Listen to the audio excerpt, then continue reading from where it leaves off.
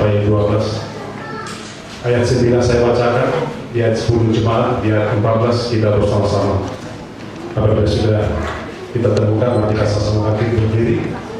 2014 ayat 9 sampai 12.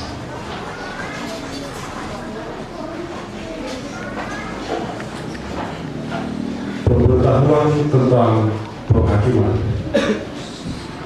Dan seorang malaikat lain, malaikat ketiga, menyusul mereka dan berkata dengan suara nyaring, jika seorang menyembah binatang dan patungnya itu dan menerima tanda pada lehernya atau pada tangannya, jemaat,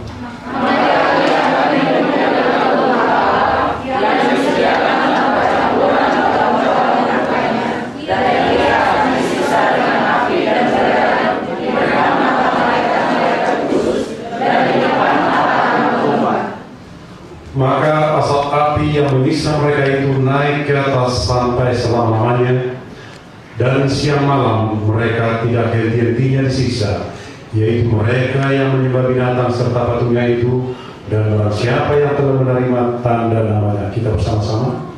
Yang penting di sini adalah ketekunan orang kudus yang menuruti perintah Allah dan iman kepada Yesus. Kita telah berdiri. Kita buka syur kita nomor 385. Kita hidup sekarang ini. Kita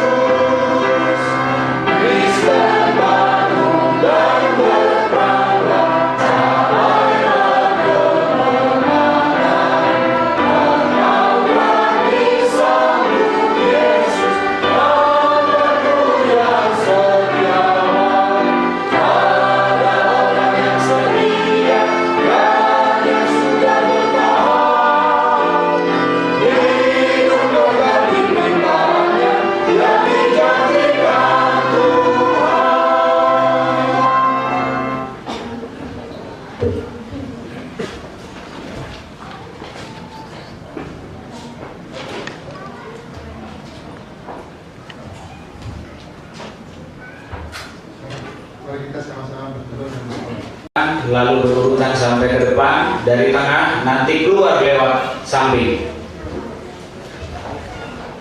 Hakim-Hakim 2 ayat 10.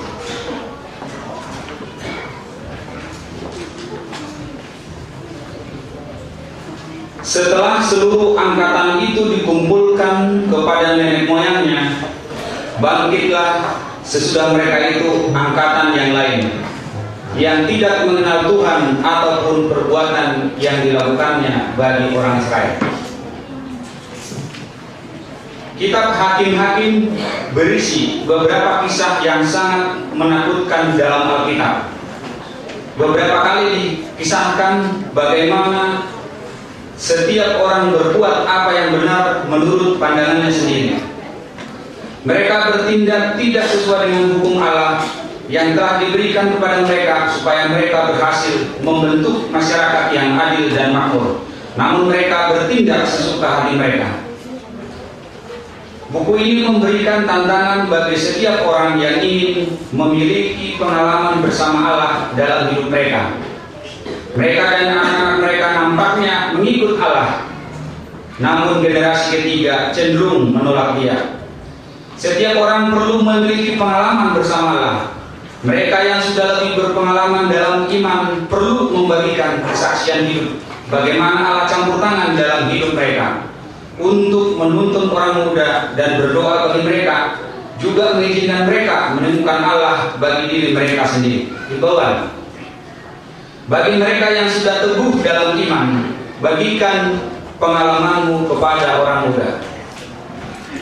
Doa. Ya Allah, tolonglah agar kami tidak mengulangi kesalahan leluhur. Kami hendak menyembah-Mu sampai generasi yang terakhir. Kita akan mengumpulkan persembahan dan perpuluhan diiringi oleh musik, dan kita akan beriringan maju ke depan.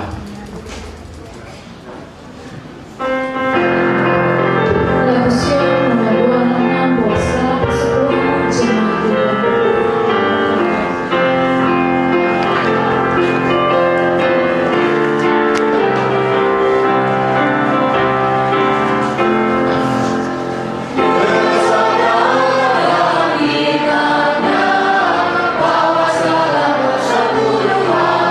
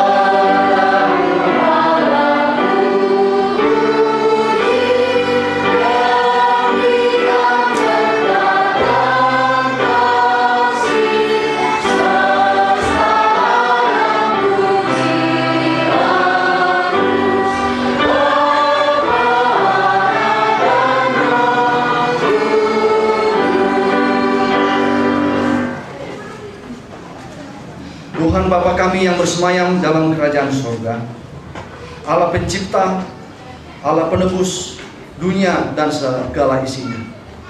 Hari Sabat yang kudus, yang suci, yang Kau telah asingkan untuk kami boleh datang bersekutu dengan seluruh rangkaian perbaktian kami pada hari Sabat yang indah ini. Tiba kami pada jam yang indah ini, di mana kami boleh berbakti melalui persembahan dan juga persepuluhan yang Engkau sudah atur dengan sedemikian rupa untuk dapat dijalankan dengan sebaiknya di atas muka bumi ini. Tuhan, Engkau melihat dari aras ini bagaimana umat-umat Tuhan di Jemaat Kota Legenda telah datang berbondong-bondong untuk mengembalikan persepuluhan yang menjadi milik Tuhan sebagai pencipta, Khalik dan penebus kami. Tuhan, Engkau kiranya memberkati kami, Tuhan, di dalam pergumulan hidup kami, di antara tekanan-tekanan hidup. Kami boleh datang mengembalikan persepuluhan ini ke hadapan hadirat Tuhan. Engkau kiranya memberikan kepada kami hati yang jujur, hati yang rendah hati, hati yang betul-betul diserahkan kepada Tuhan oleh penyerahan kami, sehingga berkat Tuhan akan berkelanjutan dalam perjalanan kehidupan kami, dalam rumah tangga kami, secara pribadi, secara keluarga, lepas keluarga. Tuhan, biarlah kiranya juga Engkau akan memberkati pekerjaan kami, sawah ladang kami, dan segala usaha yang Engkau telah berikan kepada kami untuk menjadi sandaran hidup kami di dunia ini. Engkau kiranya menjauhkan dari segala belalang-belalang pelahap, segala kerugian. Oleh karena janji Tuhan, bila mana kami memiliki prioritas yang pertama adalah Tuhan dan kebenaran Tuhan, kami imani, maka Tuhan akan dapat mencukupkan segala kebutuhan-kebutuhan hidup dari umat Tuhan yang mengikuti petunjuk-petunjuk Tuhan dengan setia. Engkau juga memberikan hikmat bagi kami di rumah tangga kami untuk kami dapat mengelola, mengatur keuangan kami dengan baik, sehingga hal-hal yang menjadi prioritas, yang menjadi kebutuhanlah yang kami akan utamakan. Dengan demikian Tuhan, uang yang sisa yang ada di lumbung kami masing-masing dapat cukup untuk memenuhi kebutuhan hidup kami di masa yang akan datang, di bulan ini. Tuhan, kami juga telah memberikan persembahan kami, baik itu persembahan terpadu yang sudah dimasukkan ke dalam envelope persepuluhan ini. Engkau berkati Tuhan, agar persembahan terpadu ini boleh digunakan untuk memajukan pekerjaan Tuhan di Conference Jakarta dan sekitarnya, khususnya di jemaat Tuhan di Jemaat Kota Legenda. Tuhan, ada juga persembahan lepas yang sudah kami berikan. Biarlah ini juga menjadi sarana untuk memberikan pembelajaran kepada kami, bahwa kami tentunya harus mengasihi Tuhan dengan segala perjuangan yang Dia sudah lakukan untuk menyelamatkan kami. Bentuk daripada kasih kami itu kami berikan melalui pelayanan kami di jemaat ini, baik juga pelayanan melalui persembahan yang sudah kami kumpulkan. Tuhan Bapa yang di sorga, berkati persepuluhan ini, mulai dari jemaat ke tingkat conference, uni, divisi, dan juga general conference, agar semuanya akan ditujukan kepada perkara-perkara yang Tuhan kehendaki untuk kemajuan pekerjaan Tuhan di atas muka bumi ini.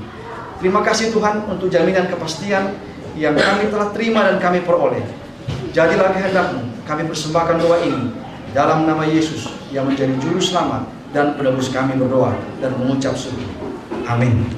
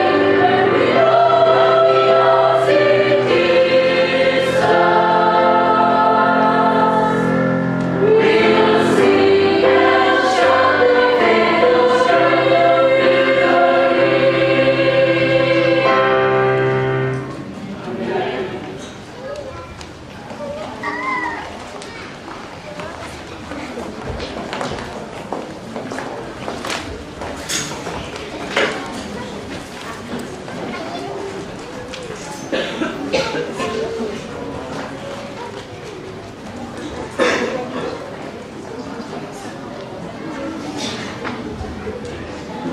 ayat inti kita pada saat ini terdapat dalam Matius 24 ayat 10 sampai 13. Dan banyak orang akan muncul dan mereka akan saling menyerahkan dan saling membenci. Banyak nabi palsu akan muncul dan menyesatkan banyak orang. Dan karena makin bertambahnya kedurhakaan, maka kasih kebanyakan orang akan menjadi tinggi. Tetapi orang yang bertahan sampai pada kesudahannya akan selamat. Mari kita sambut khotbah dengan menyanyikan Yesus bersabda padaku dengan setengah suara.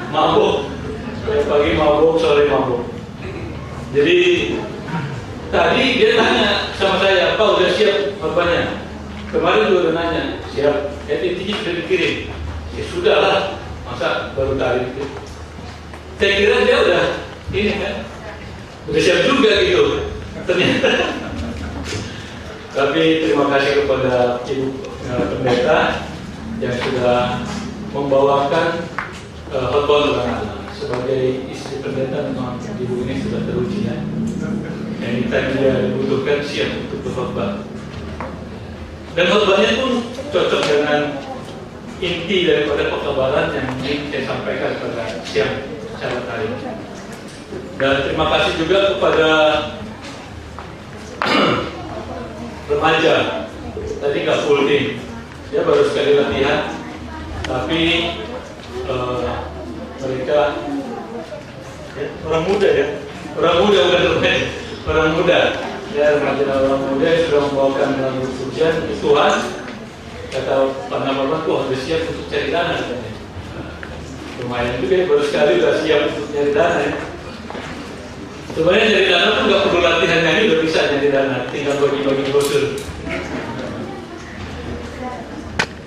Baik, kita masuk ke khotbah kita pada siang hari ini yang judulnya Antara Gavatar, Cip dan Kepicikan Yakub. Kira-kira dari jemaat yang sekarang ada di sini sudah ada bisa membayangkan nggak kira-kira antara Gavatar, Cip dengan Kepicikan Yakub? Mudah-mudahan saya bilang dari kepada Pak Nababan, ini sekarang kita akan banyak baca sih bilang. Ya,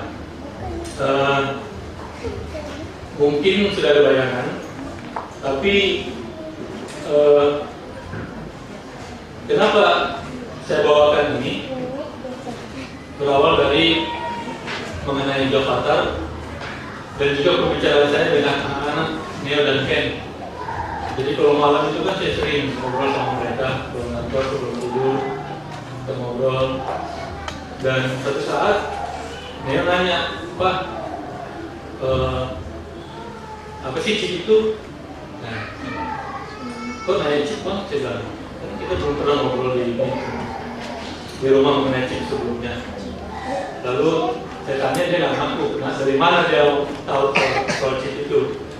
Awalnya dia nggak ngaku, tapi tadi pagi saya kejar lagi. Abang tahu dari chip itu dari mana? Dari teman-teman, mungkin dari Cepel ya, Cepel di sekolah apa gitu. Iya mungkin. Jadi kita image-nya dia adalah kalau orang dipasangin chip, kita nggak akan selamat. Jadi kita pengikut binatang itu ya Pak ya. Inilah saya bicara dengan dia malam itu dengan Ken, panjang lebar sampai kepada akhirnya ke picikannya. Ayat bersautan tadi kita sudah baca di Wahyu 14 ayat 9 sampai 12, dan ayat inti barusan dibacakan oleh Matius 24 oleh Pak Taufik. Baik, saya akan mulai pembahasan ini bukan dari daftarnya, bukan dari chipnya, tapi dari kepicikan Yakub. Jadi kalau judulnya dari kiri ke kanan, pembahasan saya dari kanan ke kiri. Ya. Saya akan mulai dari kepicikan Yakub. Apa itu kepicikan Yakub? Hanya sekali disebutkan kepicikan Yakub itu di Alkitab, yaitu di Yeremia 30 ayat 7. Ini nanti Pak Pendeta akan lihat nih. Ini dokternya benar kan? Ini saya menjelaskan ini. Ya mudah-mudahan benar Pak ya. Tapi nggak berat-berat kok dokternya, santai aja. Nah, di dalam Yeremia 30 ayat 7 ada 3 versi itu. Yang TL itu adalah terjemahan Indonesia lama, yang TB Indonesia baru, dan BINK bahasa Indonesia masa kini. Dalam terjemahan lama, hanya di terjemahan lama yang kita ketemukan kepicikan Yakub. Kalau di terjemahan baru nggak ada kepicikan Yakub, dan juga di BINK juga. Nah, aduh, bagaimana hebat hari itu, belum pernah ada sebagainya. Bahwa inilah masa kepicikan bagi Yakub. Kendatilah begitu, ia pun akan dilepaskan juga daripadanya. Nah, yang terjemahan Indonesia baru, hai alangkah hebatnya hari itu, tidak ada taranya. Itulah waktu kesusahan bagi Yakub, tetapi ia akan diselamatkan daripadanya. Ini kepicikan Yakub. Ini kalau mungkin dari kita sudah membayangkan, ini berarti tentang siapa? Tentang Yakub. Nah, kita udah sering dengar kepicikan Yakub, tapi arti picik sendiri itu mungkin kita belum semuanya tahu. Nah, saya bawa sini dari Kamus Besar Bahasa Indonesia. Picik itu adalah artinya tidak luas, sempit. Tidak luas atau sempit. Itu bisa mengenai pandangan, bisa mengenai pengetahuan, bisa mengenai pikiran dan lain sebagainya. Kalau orang yang berpikiran sempit, kita bilang apa? Ah, picik kau. Tapi kalau orang yang berpikiran luas, kita sebut apa? Bijaksana. Berpikiran luas, berwawasan luas. Berpikiran sempit, itu picik. Nah, kepicikan adalah hal tentang picik, yaitu tentang pengetahuan yang sempit. Oleh karena picik sempit, maka orang akan suka mengalami kesukaran. Jadi kalau orang bodoh, orang berpikiran sempit, dia akan mengalami apa? Kesukaran. Ya. Kalau orang mau pergi, misalkan berangkat dari Bekasi ke Jakarta, orang masih baru, yang baru datang dari kampung, terus dia dilepas di Jakarta, disuruh dia pergi ke kota, dia nggak tahu trayek, bis atau apa, maka dia akan mengalami apa? Kesulitan, karena dia apa? Berpengetahuan sempit mengenai rute atau cara dari Bekasi ke Jakarta. Kesukaran. Kita cepat kan? Lalu ada apa dengan Yakub? Kenapa disebut kepicikan Yakub? Kenapa bukan kepicikan Musa atau kepicikan Esau atau kepicikan Abraham? Kenapa kepicikan Yakub itu yang dibawa? Yang pada akhirnya setiap kesukaran yang kita alami sekarang ini dan di masa yang akan datang akan disebutkan dengan kepicikan Yakub. Masa kepicikan Yakub dalam budaya hidupnya dimulai pada saat kelahirannya, ya. Berdasarkan pernyataan di Kejadian 25 ayat 25 sampai 26. Yang bisa dibaca di situ. Yakub sendiri artinya adalah ia memegang tumit. Yakub dengan Esau kembar bukan? Kembar. Hanya beda detik atau menit. Abangnya Esau keluar, dia pegang tumit abangnya, ya kan? Dia pegang tumitnya, baru dia ingin keluar. Kemudian dilanjutkan dengan pada saat ia hendak menginginkan kesulungan di Kejadian 27 sampai 28. Dia menipu siapa di situ? Menipu bapaknya yang sudah rambut. Dan kemudian juga dia memperdayai abangnya Esau. Ya, memperdayai karena abangnya ini punya kesukaan untuk kacang merah, dia kasih. Lalu abangnya dia diminta dulu, kalau kau mau kacang merah, kasih dulu hak kesulungan sama aku. Dia perdayai abangnya. Oleh karena abangnya dia tahu dia kelemahan abangnya. Kemudian waktu dia memilih pasangan hidup, pasangan hidup idamannya, yang dia suka siapa? Rahel. Tapi yang dikasih oleh Laban pamannya siapa? Lea. Lalu dia bekerja lagi membanting tulang untuk mendapatkan si Rahel. Kemudian yang berikutnya berhubungan dengan pergumulannya melawan Allah dan manusia di tepi Sungai Yabok, Kejadian 32. Kenapa dia di Sungai Yabok, ada di Sungai Yabok? Karena dia hendak bertemu dengan abangnya Esau. Oleh karena sudah lama sejak dia ditipu oleh adiknya, Esau ini selalu mencari kesempatan untuk bagaimana menghabisi adiknya ini. Dan tibalah pada saat itu di Kejadian 32 ketika mereka hendak bertemu. Yakub akan meminta maaf kepada Esau. Esau hendak membinasakan adiknya. Disitulah dia mengalami pergumulan. Pada akhirnya masa kebijakan Yakub yang berikut adalah sesuatu yang penting dalam hidupnya pada saat Rahel, istri kesayangannya, hendak melahirkan Benyamin, yang Rahel namakan dengan Ben-Oni, yaitu anak kesukaranku. Karena apa? Setelah melahirkan Benyamin, Rahel meninggal. Itulah istri kesayangannya kemudian apa? Meninggal.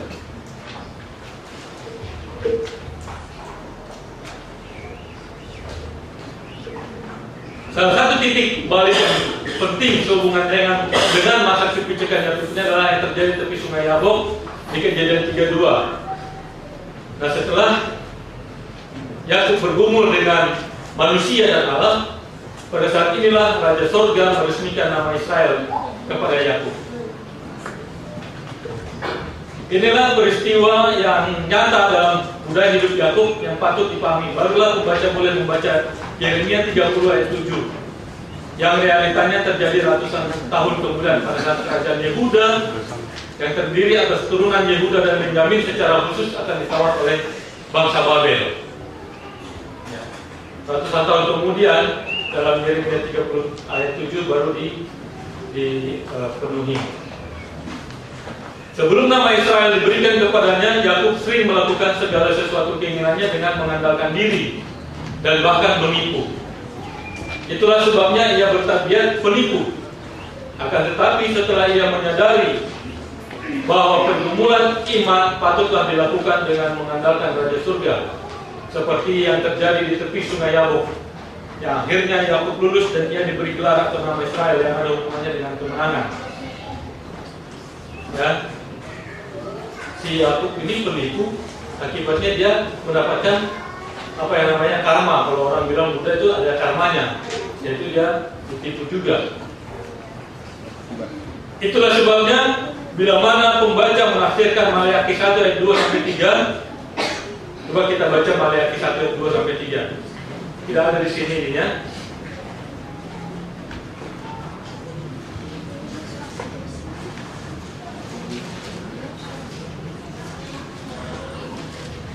Maleakhi 1 ayat 2 sampai 3. Siapa yang sudah dapat bisa baca?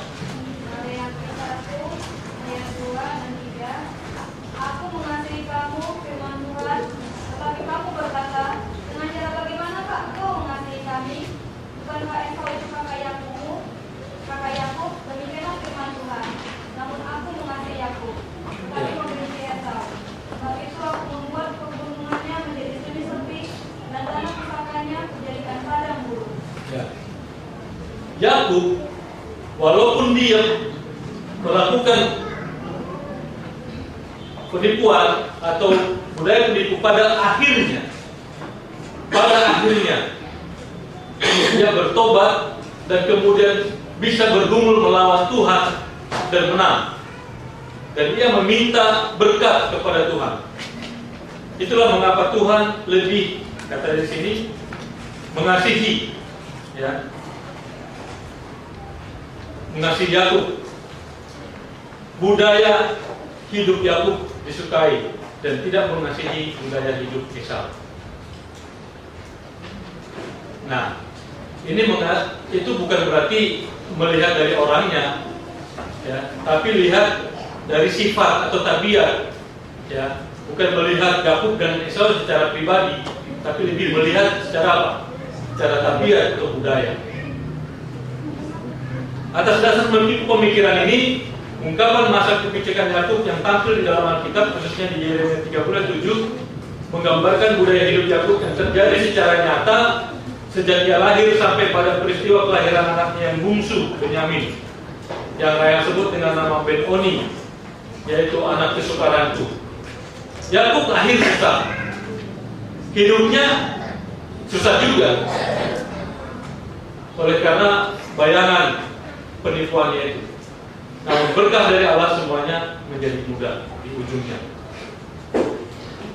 Dalam Great Kontroversi 616 ayat 1-2 atau Testimoni Jilid 5 halaman 451, malam penuh penderitaan bagi Yakub ketika ia bergumul dalam doa memohon kebebasan dari tangan Esau, menggambarkan pengalaman umat Tuhan di dalam masa kesukaran. Nanti kita lihat kapan umat Tuhan akan mengalami kesukaran. Nah, kapan masa kebijakan Yakub atau kesukaran besar itu akan terjadi kepada umat Tuhan sekarang? Kita baca dari Daniel 12 ayat 1. Ya, ada seperti yang tadi kita baca dari 3 versi, Perjanjian Lama, terjemahan lama, terjemahan baru, dan juga BMK. Hatta. Maka pada masa itu akan bangkit berdiri Mikael, penghulu besar itu yang memeliharakan perkara segala bani bangsamu. Setelah sudah ada suatu masa kesukaran begitu besar belum pernah ada dahulu, daripada jadi suatu bangsa datang kepada hari ini. Tetapi pada masa itu bangsamu akan diluputkan, yaitu mereka itu sekalian yang didapati tersurat namanya di dalam kitab itu. Mungkin lebih enak dibacanya terjemahan baru, ya. Pada waktu itu juga akan muncul Mikael, pemimpin besar itu, yang akan mendampingi anak-anak bangsamu. Dan akan ada suatu waktu kesesatan yang besar, seperti yang belum pernah terjadi sejak ada bangsa-bangsa sampai pada waktu itu. Tetapi pada waktu itu bangsamu akan terluput, yakni barang siapa yang didapati namanya tertulis dalam kitab itu. Kita lihat di sini bangsamu. Bangsamu itu bukan berarti bangsa Indonesia, bangsa Amerika, bangsa Inggris, tetapi barang siapa, berarti siapa saja yang didapati namanya tertulis di dalam kitab itu. Nah, bagaimana supaya nama kita tertulis di dalam kitab itu? Nanti di ujung, di kesimpulan. Nah, ini mengenai tahun 1844. Kapan Mikael itu berdiri? Yaitu bila mana kita baca ungkapan di Daniel 7:10, yaitu majelis pengadilan duduk dan dibukalah kitab-kitab. Hal ini menunjukkan bahwa Mikael duduk untuk memulai suatu proses penghakiman yang dikenal dengan penghakiman pra-advent. Kita kenal dengan apa istilahnya itu? The Great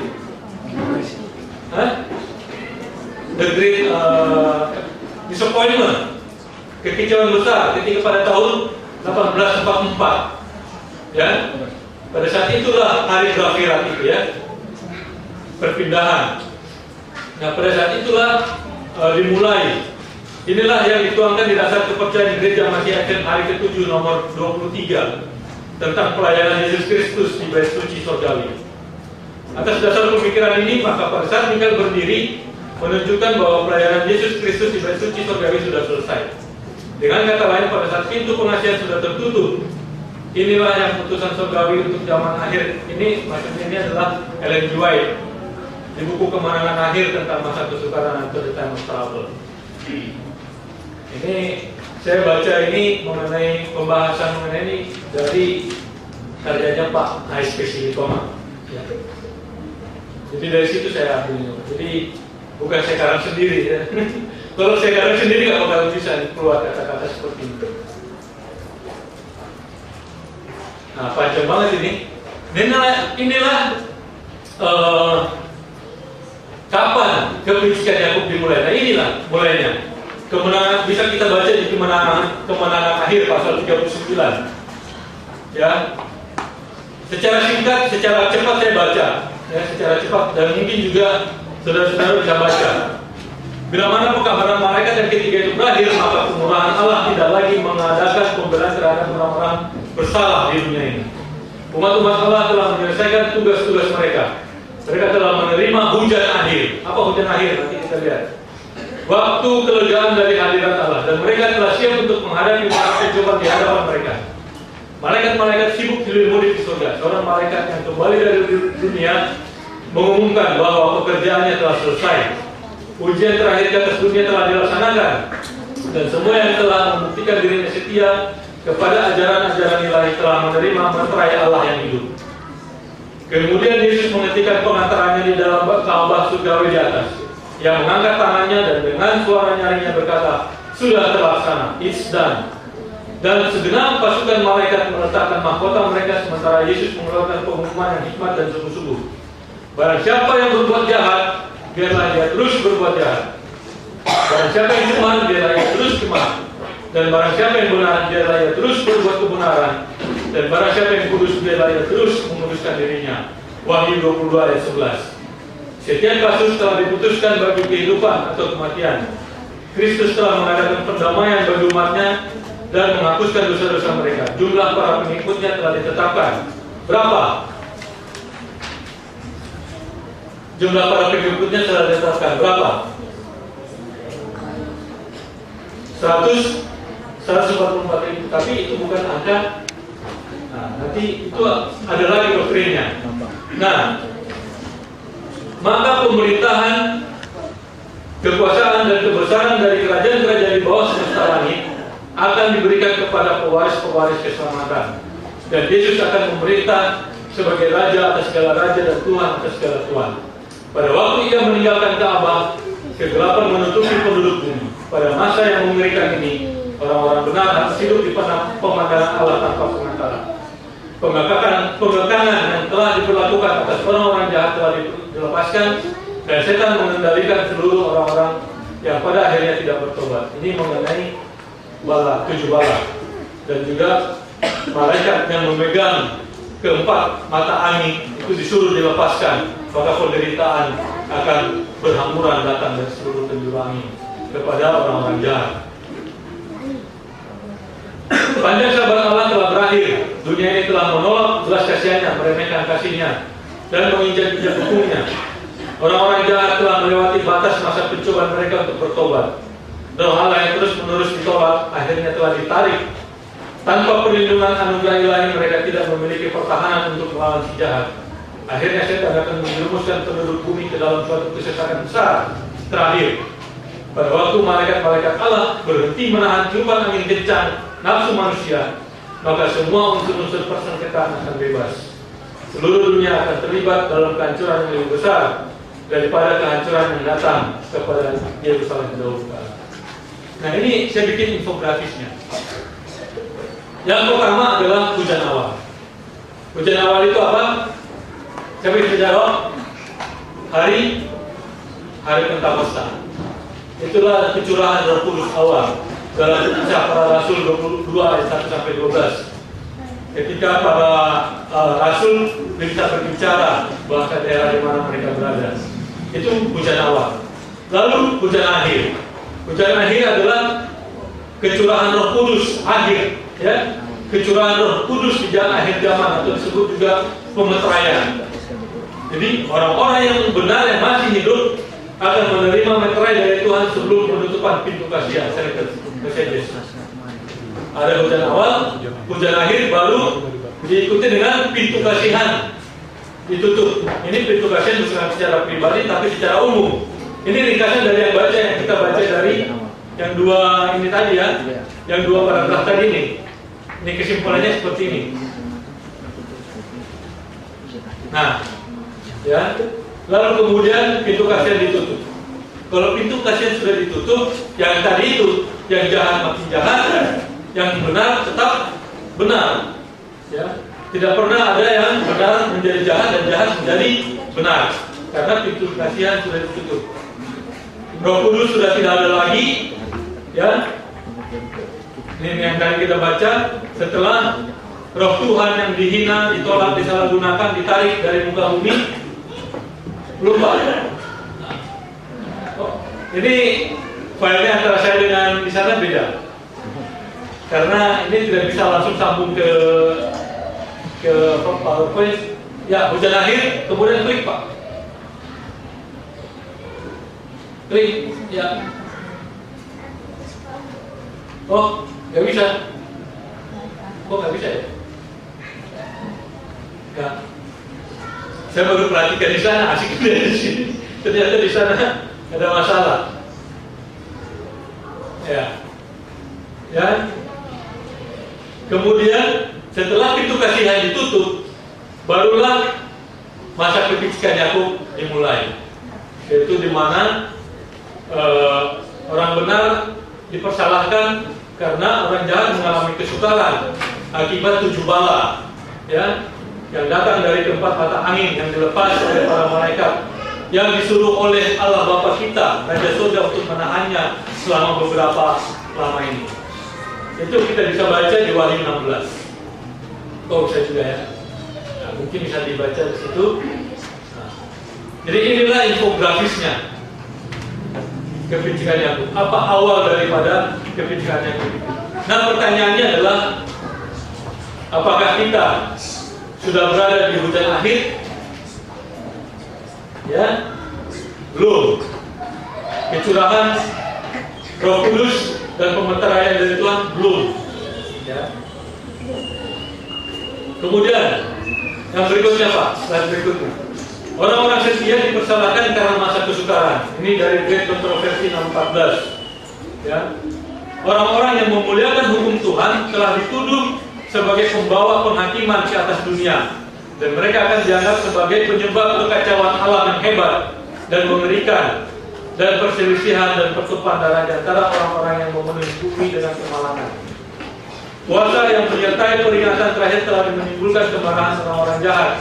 Kemarahan mereka menyala terhadap semua orang yang telah menerima pekabaran itu, dan setan akan mendorong dalam intensitas yang lebih besar roh kemarahan dan aniaya. Sudah bisa, ya, dapat gambarannya? Kepicikan Yakub sudah bisa. Apa yang disebut dengan kepicikan Yakub?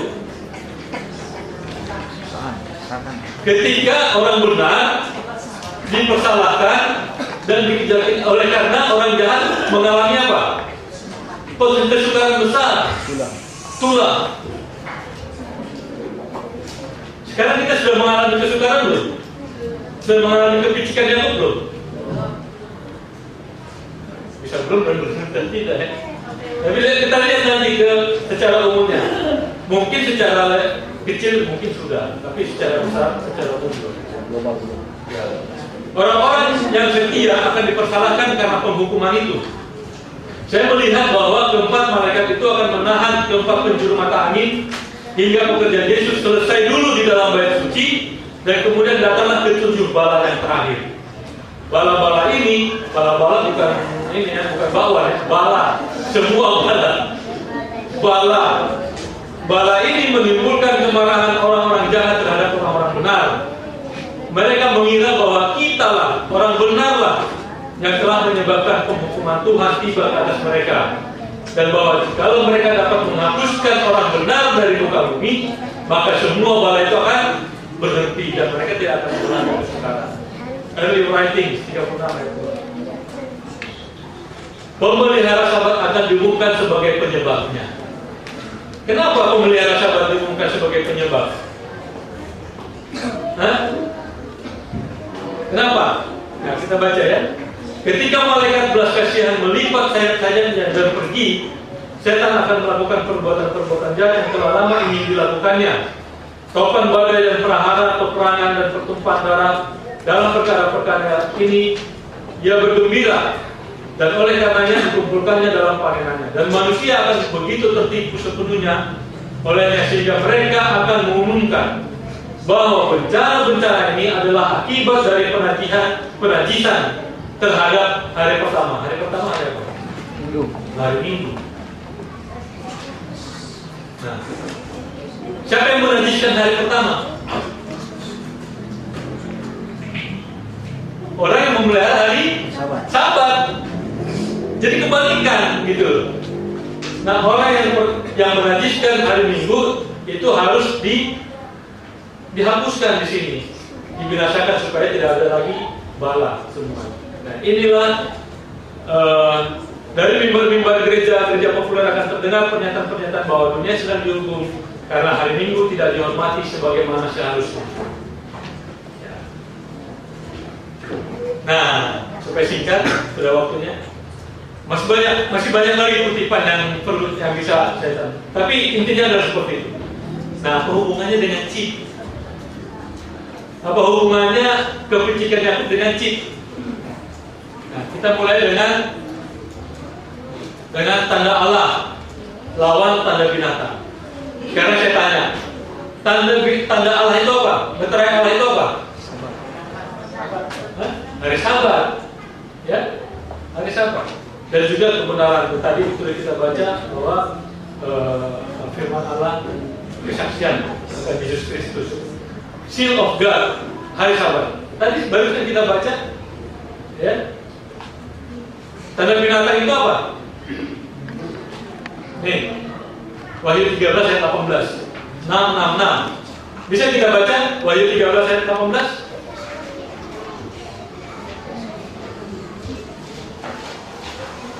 Siapa yang sudah dapat?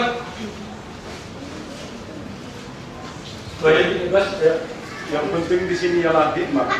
Barang siapa yang tersana, baiklah ia menghitung bilangan binatang itu. Karena bilangan itu adalah bilangan seorang manusia, dan bilangannya ialah 666. Bilangannya adalah 666. Itu adalah tanda binatang. Nah, selain angka 666, beberapa ciri dari binatang itu adalah: satu, muncul dari 10 kerajaan pecahan Romawi. Ya. Kemudian nanti Pak Pendeta bisa cek ini doktrin ini apa. Kemudian muncul setelah tahun 476 Masehi.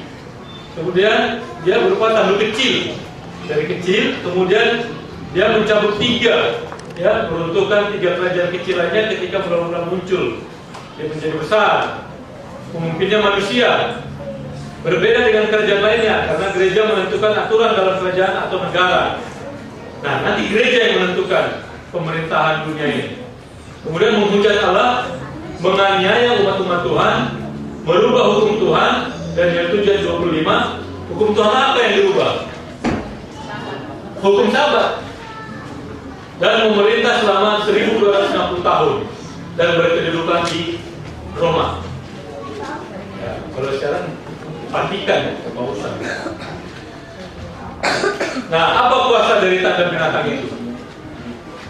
Wahyu 13 ayat 16 dan 17. Kuasanya, ya, kuasa dari tanda binatang itu adalah, dan ia menyebabkan sehingga kepada semua orang, kecil atau besar, kaya atau miskin, merdeka atau hamba, diberi tanda pada tangan kanannya atau pada dahinya, dan tidak seorang pun yang dapat membeli atau menjual selain daripada mereka yang memakai tanda itu, yaitu nama binatang itu atau bilangan namanya. Nama binatang atau, bukan dan, ya, salah satu berarti. kita bisa perhatikan di sini mana yang memakai kuasanya, yang menandakan kuasa tanda binatang itu mana. Nah, dan tidak seorang pun yang dapat membeli atau menjual. Berarti kita nggak perlu hidup di sini, ya kan? Nggak bisa membeli atau menjual selain daripada mereka yang memakai tanda itu, baik di dahi atau tangan. Nanti mungkin kalau artinya di dahi dan di tangan itu, oh pendeta. Kalau di dahi berarti menyembah ya, dia menerima doktrinnya. Kalau di tangan bekerja, melakukan. Apakah chip itu? Nah, cara kita kenal chip. Mungkin semua orang nggak tahu ya, chip itu tentang apa. Supaya ada bayangan tentang chip. Kita tidak bisa mencegah kemajuan teknologi. Chip itu adalah bagian dari teknologi. Ya. Daniel 12 ayat 4 dibilang, tetapi engkau Daniel, sembunyikanlah segala firman itu dan berteriakkanlah kitab itu sampai pada akhir zaman. Banyak orang akan menyelidikinya dan pengetahuan akan bertambah. Nah, chip adalah salah satu bentuk kemajuan teknologi pada akhir zaman ini. Semua benda akan ditandai dengan chip, termasuk manusia. Tanpa chip tidak bisa berjual beli. Jadi apakah chip termasuk tanda binatang? Selain nama binatang dan angka 666, chip itu kalau di dalam ini yang kecil ini, yang kecil. Sebenarnya ini nggak ada gunanya yang gede ini, karena semua data ada di sini, yang kecil. Nah ini nanti dipotret, istilahnya dipotret baru masuk ini ke dalam tangan. Tapi bukan seperti ini bentuknya, karena kan ini benda keras. Kalau masuk ke dalam tangan bisa berbahaya. Nanti kita lihat videonya. Yang penting adalah chip itu adalah konsepnya dulu. Konsepnya adalah salah satu bentuk di mana yang sangat kecil yang akan memuat seluruh informasi. Nah, kewajiban implantasi atau penanaman chip di tubuh manusia sudah dimulai di Amerika. Ini videonya ya. Ada videonya Pak Bambang, end of passwords. Nanti dimaju-majuin Pak ya, jangan semuanya Pak, dipilih-pilih aja Pak. Saya nggak bisa menunjukkannya di sini. Dimaju-majuin Pak, jangan semua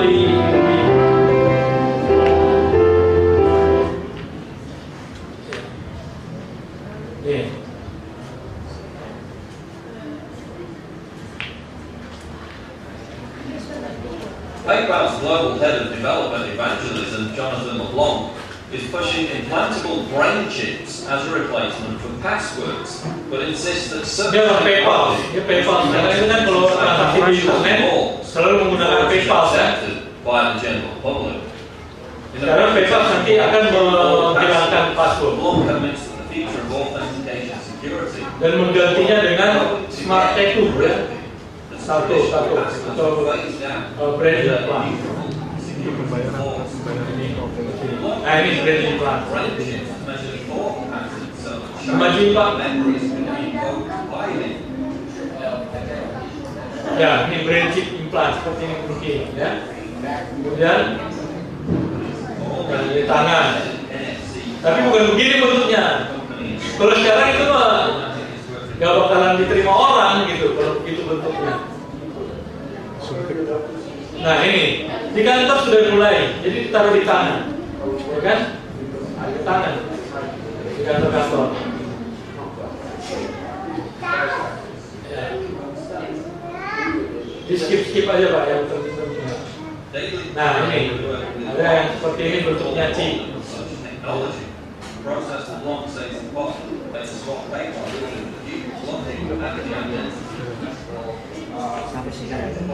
Lanjut Pak. Ya. Ini bukan seperti ini ya. Ini ayat gambaran, ini nggak bakalan mungkin seperti pemasangan chip. Ini adalah mantan petinggi Google. Nah, ini sekarang bentuknya seperti itu ya tadi Pak. Yang lebih canggih itu adalah ini tato. Jadi seperti mainan tato anak-anak yang semi, nggak permanen, temporary. Look at sinister context. Ya. The defense Ini mereka adalah petinggi-petinggi teknologi di Google. Schmidt even suggested earlier this year the skids of the World Wide Web. 2013, Google engineering web users would have Dari Google Engineer ya, insinyur Google. no identification or password security. Nah, berikutnya Pak, Comments below. video berikutnya ada seorang Joe Biden. Siapa yang kenal Joe Biden? Ada yang kenal Joe Biden? Dia adalah wakil presiden Amerika Serikat sekarang.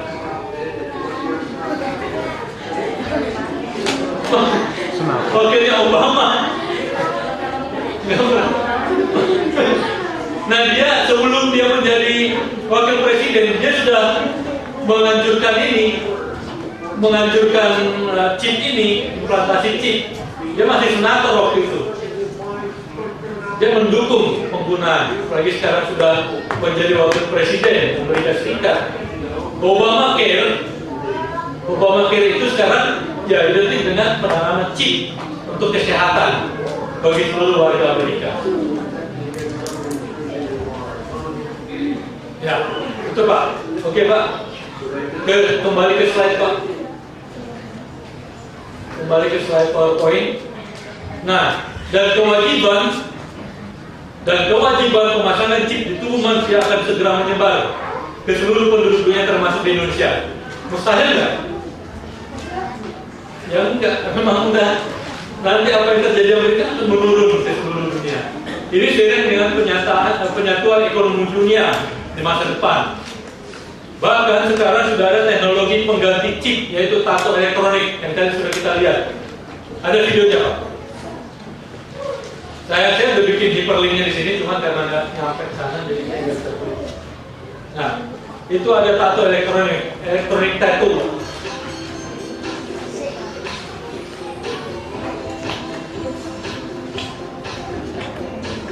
Ini dari National Innovation Department dari Amerika.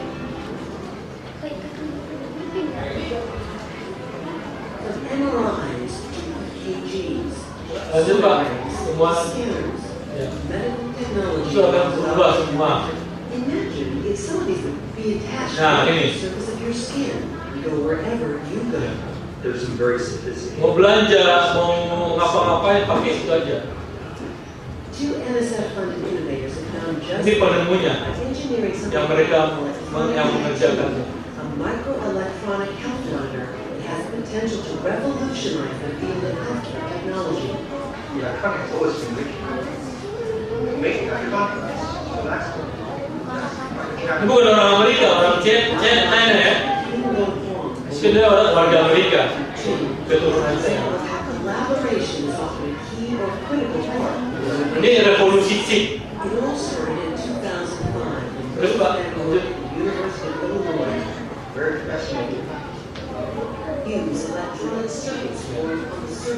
Ini bahannya adalah silikon yang bisa menjadi semikonduktor. Jadi semikonduktor itu ada di mana-mana, di lampu apa. Jadi hanya seperti menyalakan dan mematikan lampu, seperti itu aja. Itu ditandai kan, dicek, dimasuk ke dalam. Itu nanti, jadi bukan benda keras seperti yang saya tunjukkan tadi yang ditanam, tapi yang bentuk seperti itu. Mungkin nanti akan ditato, hanya seperti tato aja Pak. Jadi tidak diimplan lagi. very much like biological tissue. Even though it is called a tattoo, there is no need to pierce or puncture the skin. Instead, the device sticks on. Jadi semaksimal mungkin tidak berbahaya buat manusia. Laminated on the skin, almost like a children's temporary transfer. Nah seperti ini, itu kan tato anak-anak ya kan, temporary seperti itu. To nature, noting how easily laser Ya, oke. Nah, itu pembangkitnya ada di ini kita punya jantung. Letak dari jantung itu yang berbuat powernya. Jadi apa namanya sumber tenaganya. Sangat canggih. Pengetahuan bertambah-tambah. Dan yang dulu saya berapa tadi? Dan yang 24 itu juga inilah yang mengaktifkan silikon yang satu yang ya. Sama kayak jam tangan sekarang ada jam tangan Seiko atau apa itu yang nggak pakai baterai lagi, tapi menggunakan denyut jantung kita untuk sebagai sumber tenaga. Kembali ke laptop. Nah sekarang ini sekolah-sekolah di Texas tahun 2012 sudah memulai pemasangan chip. Ya. 6.290 Texas School Children sudah dipasangin chip. Nah, ada yang menolak nih, Christian Family selanjutnya Pak. Mereka menolak untuk dipasangin chip RFID di Texas School, keluarga Kristen yang mungkin dia tahu mengenai kebijakan Yakub itu dan kesukaan di masa depan. Mereka tahu. Nah, berikutnya karena menolak, ya ini Texas School punish student, menghukum murid-murid yang menolak untuk di-track dengan microchip. Jadi penghukuman dalam skala kecil sudah mulai berlangsung. Kesukaran Yakub sudah mulai berlangsung dalam skala kecil, ya kan? Kapan bisa kebijakan yang secara umum, secara dunia global berlaku? Nanti ketika ekonomi dunia berada di bawah pemerintahan satu, yaitu binatang tersebut. Next. Pertanyaannya adalah, jika pemasangan chip atau elektronik tato ini sudah diwajibkan di dunia, bolehkah kita sebagai umat Kristen menurutinya? Boleh nggak? Jawaban saya, selama kewajiban penanaman chip ini tidak disertai dengan kewajiban menuruti tanda-tanda binatang yang lain, hanya murni sebagai kemajuan teknologi, tubuh kita boleh dipasangi chip atau elektronik tato. Tetapi itu tidak akan berlangsung lama, karena chip-chip itu akan dibarengi dengan pemaksaan yang lain. Jadi bukan pemasangan chipnya itu yang masalah, tetapi pemaksaan kewajiban di baliknya itu yang akan membuat kita akan tidak menggunakan chip tersebut. Nanti setelah kita dipasangin chip, ketika kesukaran yang mulai, ya kita akan keluar. Chip kita ini diblokir, tidak akan bisa dibilang, nggak ada gunanya lagi, ya kan? Yang di dahi atau di tangan tidak akan gunanya lagi karena sudah diblok.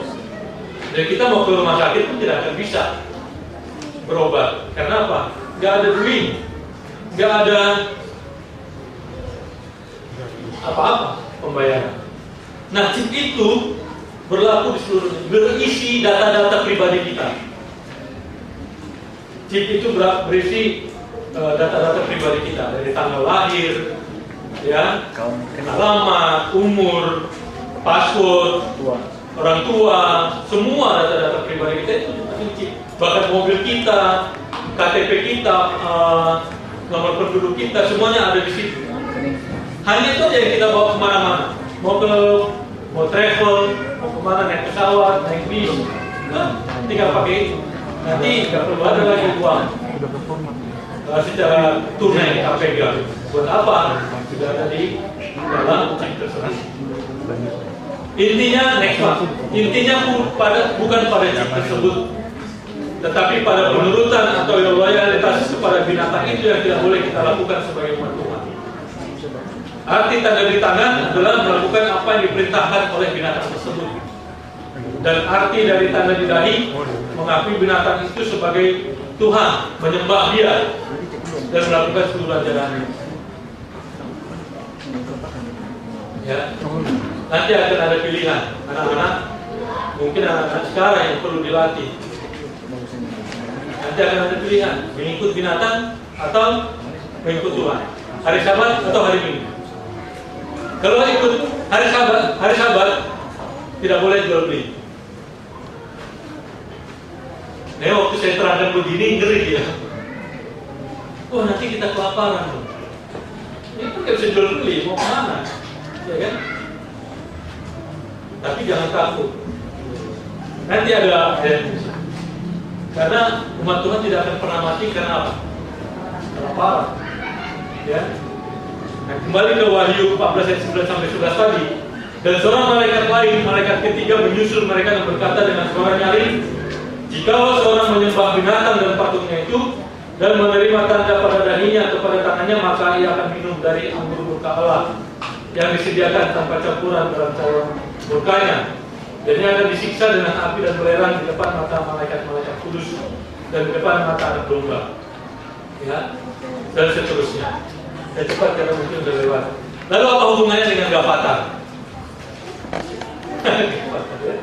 Gavatar itu adalah gerakan Fajar Nusantara yang heboh baru-baru ini. Bukan Gavatar yang ini ya, bukan yang ini. Nah, jika anak Anda disuruh belajar entar, disuruh mandi entar, disuruh makan entar, disuruh tidur entar, waspadalah Anda terjadi tinggal dengan Gavatar. Gerakan apa-apa entar. Bukan yang ini, Gavatar yang ini, bukan yang ini. Ya. Nah, ini misi, visi dan tujuan Gavatar secara singkat. Ya. Kita tidak membahas Gavatar. Ini visinya. Ya. Dia mereka berasaskan Pancasila. Ya. Kemudian misinya ini memperkuat solidaritas, kebersamaan, kesatuan. Dan tujuannya pada mengikut putra-putri Nusantara. Nah, kemudian pekerjaan mereka, program utama mereka adalah pertanian. Mereka membeli sebidang tanah di Mempawah, Kalimantan. Itu berhektar-hektar. Ya. Kemudian gerakan 100% pangan lokal. Ya. Kemudian gerakan sehari sekali makan nasi. Gerakan rumah makan pangan mandiri. Ini program mereka. Ada yang salah dengan ini enggak? Enggak ada yang salah. Nah, ini kenapa dipilih Mempawah? Itu pemimpinnya waktu itu bilang karena Kalimantan lokasinya strategis untuk petani, dan itu subur dan juga terjangkau harga belinya. Nah, tapi kenapa? Apa kesalahan Gavatar? Oh ya, sebelumnya ada nggak kesamaan antara Gavatar dengan umat Allah nantinya? Kesamaan apa kira-kira? Mereka akan apa? Itu Gavatar itu kelompok kecil. Umat Allah itu kelompok besar atau kecil? Kecil. Kemudian gerakan Gavatar itu fokusnya adalah pertanian. Karena sudah tidak bisa menjual beli, lalu apa yang kita usahakan? Tanah. Kita usahakan tanah, berkebun, bertani, beternak ikan dan lain sebagainya. Lalu alasan Gavatar apa kesalahannya? Ini ada cerita tentang Bibit Samad, mungkin semua sudah tahu. Bibit Samad Trianto yang mantan ketua KPK. Dia sempat jadi ketua dewan pembina Gavatar, tapi dia tertipu. Karena ternyata itu adalah aliran agama yang baru. Dia tertipu di situ. Nah, Bibit Samad juga kemarin dia bilang bahwa Gavatar itu gabungan antara Islam dan gereja Advent. Nah, itu kenapa saya bawakan ini. Ya, alasannya. Nah, Gavatar mengakui siapa namanya? Ahmad Musaleh ya sebagai Mesias. Nah, itulah yang salah. Kalau bedanya Gavatar dengan umat Tuhan, kalau Gavatar Mesiasnya Ahmad Musaleh, kita Mesiasnya siapa? Yesus. Itulah perbedaannya dengan kita. Tapi dalam skala kecil, itulah gambaran. Gavatar itu memberikan gambaran kepada kita kelak bagaimana umat Tuhan itu. Ya. Nah, ini berikutnya Pak. Umat Tuhan kelak akan seperti Gavatar. Ketika masa kepicikan Yakub terjadi, maka umat Tuhan akan menjadi kelompok-kelompok kecil yang menyingkir dari kota-kota, baik besar dan kecil, ke daerah-daerah terpencil di gunung-gunung. Nah, ini kutipannya dari Kemenangan Akhir pasal 39. Next Pak. Pada waktu perintah dikeluarkan oleh berbagai penguasa dunia Kristen untuk melawan orang-orang pemelihara perintah-perintah Allah, hal itu akan menghilangkan perlindungan pemerintah dan menyerahkan mereka kepada orang-orang yang mengingini kehancuran mereka. Umat-umat Allah akan melarikan diri dari kota-kota dan desa-desa dan bergabung bersama dalam kelompok-kelompok dan tinggal di tempat-tempat yang paling terasing dan sunyi. Banyak yang mencari perlindungan di pegunungan, seperti orang-orang Kristen di lembah Piedmont. Mereka membuat tempat-tempat tinggi di dunia ini menjadi tempat perlindungan mereka, dan akan bersyukur kepada Allah untuk kubu di atas bukit batu itu. Next, akankah kita bisa bertahan di masa kekritisan Yakub? Apakah Anda sudah gentar sekarang? Sudah khawatir? Atau bertambah kuat? Dalam keadaan berpencar dalam kelompok-kelompok, umat Tuhan akan dicobai satu demi satu. Tidak berkelompok, satu demi satu dicobai. Umat Tuhan pada saat itu tidak semuanya berada di satu tempat. Mereka berada dalam kelompok-kelompok yang berbeda-beda dan di seluruh penjuru dunia. Dan mereka akan dicobai satu demi satu, bukan dalam kelompok. Setiap orang harus berdiri dalam ujian bagi dirinya sendiri. Tidak bisa nanti Ibu Sil mengandalkan Jobel, harus mengandalkan dirinya. Saya tidak bisa mengandalkan Neo. Neo tidak bisa mengandalkan saya. Semua masing-masing kita mengandalkan diri sendiri. Ya, maksudnya mempertahankan diri sendiri. Iman anggota jemaat secara pribadi-pribadi akan diuji, seolah-olah tidak ada orang lain di dalam dunia ini. Bible Commentary. Masa kesusahan dan siksaan di hadapan kita memerlukan suatu iman yang dapat menanggung keletihan, penundaan dan kelaparan. Iman yang tidak pudar walaupun dicobai dengan begitu berat. Iman yang tidak akan pudar walaupun dicobai dengan begitu berat. Kemenangan akhir. Jadi kalau sekarang kita ada program berpuasa, itu adalah dalam melatih kita untuk menahan lapar. Ya?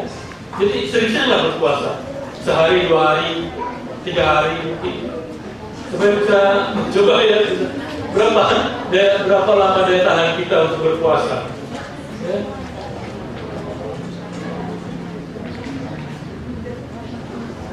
Nih, saya ambil kutipan berikutnya. Mereka yang hanya sedikit melatih imannya sekarang, ini anjur teguran, berada dalam bahaya yang sangat besar untuk jatuh ke bawah kuasa penipuan setan dan perintah pemaksaan hati nurani. Dan walaupun mereka tahan terhadap ujian itu, mereka akan terjerumus ke dalam kesusahan dan penderitaan yang lebih dalam pada waktu kesesatan itu. Sebab mereka tidak membiasakan diri percaya kepada Allah. Pelajaran-pelajaran iman yang telah mereka lalaikan, terpaksa mereka harus pelajari di bawah tekanan keputusasaan yang hebat. Kita harus membiasakan diri sekarang dengan Allah dengan cara membuktikan janji-janjinya. Latihan iman. Ada latihan video latihan militer, tapi oleh karena waktu mungkin kita skip.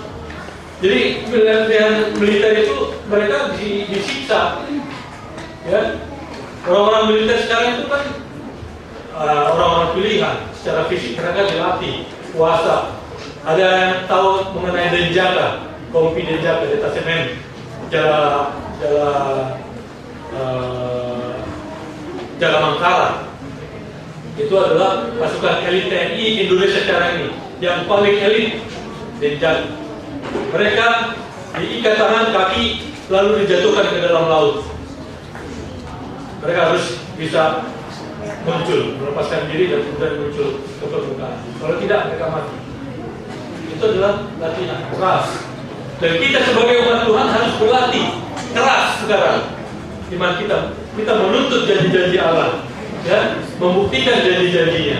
Itu yang kita sedang alami sekarang. Kita menuntut janji Allah kepada umat, kepada jemaat kita ketika kita sedang apa? Membangun apa? Sekolah dasar. Kita sedang melatih iman kita secara jemaat pada saat ini. Secara pribadi. Secara jemaat kita sedang melatih iman kita. Apakah janji Tuhan akan membuktikan janji kepada kita ketika kita menuntut dalam pembangunan itu? Dengan catatan kita sudah melaksanakan apa yang kita sudah komitmenkan.